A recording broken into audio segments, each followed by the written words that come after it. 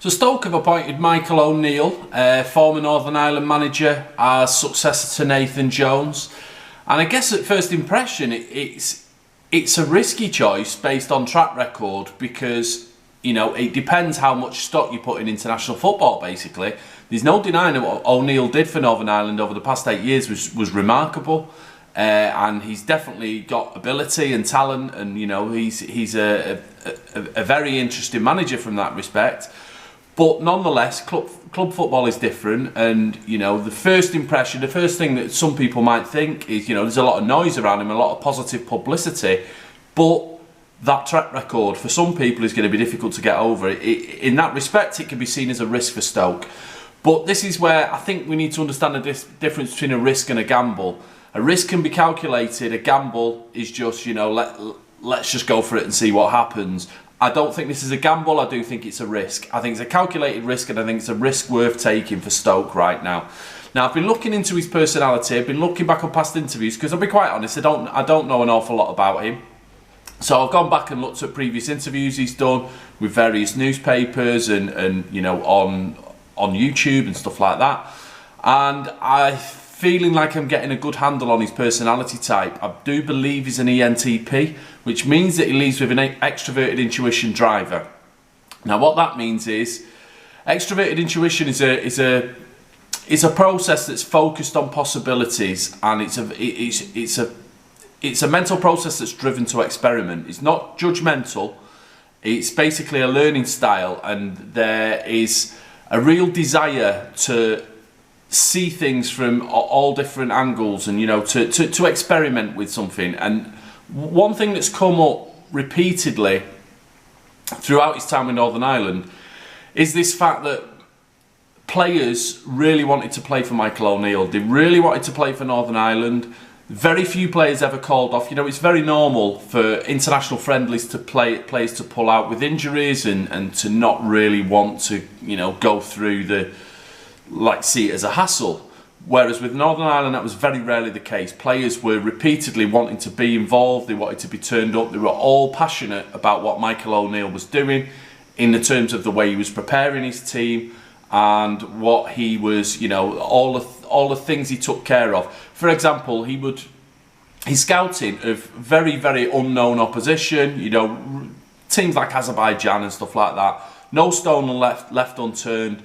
Real sort of, you know, meticulous study of those teams, trying to understand them from basically video analysis or whatever, but presenting that information in various formats that suited the players, not just like a templatized, right, here's a document, everybody read it. Players could find out about the opposition they were about to play in many different ways. And players have repeatedly spoken about the experience of playing for Michael O'Neill and what an interesting experience it is. So the good thing is for Stoke right now is that I don't think Stoke are in a position where they can afford to start, you know, getting rid of players in January, bringing new players in. They've got a lot of expensive talent in that squad, a lot of underachieving talent, and there's clearly something fundamentally wrong that a manager of Nathan Jones's calibre was unable to get, you know, make his ideas stick.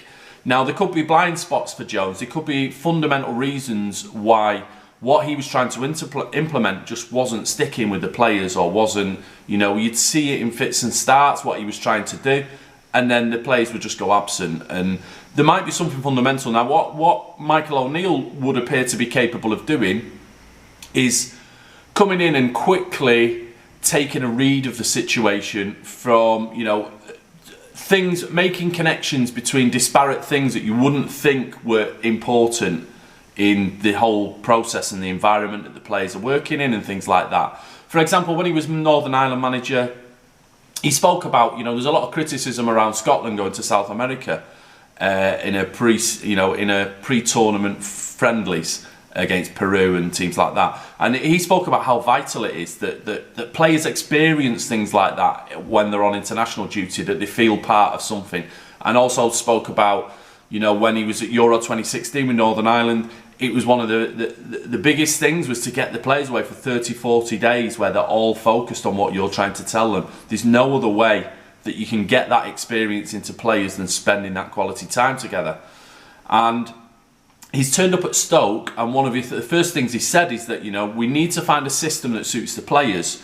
We need to find what the players respond to. He's going to go in and he's going to learn quickly. He's going to experiment. He's going to take a very quick read of the situation, and I would imagine come up with answers quite quickly of what these players' particular needs are and what they want. Now, his style is very much a football style. It's not about people, he's not driven to, like Nathan Jones was a feeler type manager that was all about generating a cause. In O'Neill's case, it's about the football, it's about the technicalities of the actual game itself and the job. And from his perspective, he's very radically honest when it's time to call a player out, or he can be quite brutal. I get the impression from what I'm seeing. He can, there was a situation with Carl Lafferty where he turned around in the dressing room in front of the rest of the team, and Lafferty hadn't delivered on something, was letting the team down in some way, and he turned around to all the other players in the dressing room in front of Lafferty and said, why do you all put up with him? Why do you put up with him? And the response he got out of Lafferty was an angry one. He got the right response, and he scored 7 goals in the qualifying campaign. It was quite kind of brutal, but a real sort of tough love situation where he almost humiliated Lafferty in front of the whole dressing room, called him called him to task in front of everybody, and put that question in everybody's minds, and then got the response he wanted out of Lafferty. Now, that is good people skills, but it's not driven. It's driven by the game itself and the performance. And I think the players will know that this isn't going to be, they're going to be scrutinised. But ultimately, what O'Neill will try to achieve is he will try to find a system that fits the players, and I think that's what Stoke really need right now. There's no doubt about it. As far as this season goes, they're just in a relegation battle, and they've got to get out of it. And if they can get out of it soon, then they can look to build towards next season. I think any pretensions that they might get up the division and potentially trouble the playoffs later in the season have long gone. So this is just a survival mission. But whereas you're concerned about Stoke being in a bit of a malaise now, and you've seen this so many times that teams come down from the Premier League, and it's not necessarily a fault of the owners, it's not necessarily the fault of the managers that come in. There's just a situation there that needs changing, and O'Neill's inclination to experiment and to really kind of push the boundaries and see things from new angles and real original ways, I think is what Stoke need. But it involves the players that are there right now. So I think this is going to be a really interesting appointment. It's one I'm looking forward to. I do like ENTP managers. I do like managers that lead with exploration, because their interviews are fantastic. They're real original thinkers. They give you so much insight. They're so happy to share everything that's on their mind.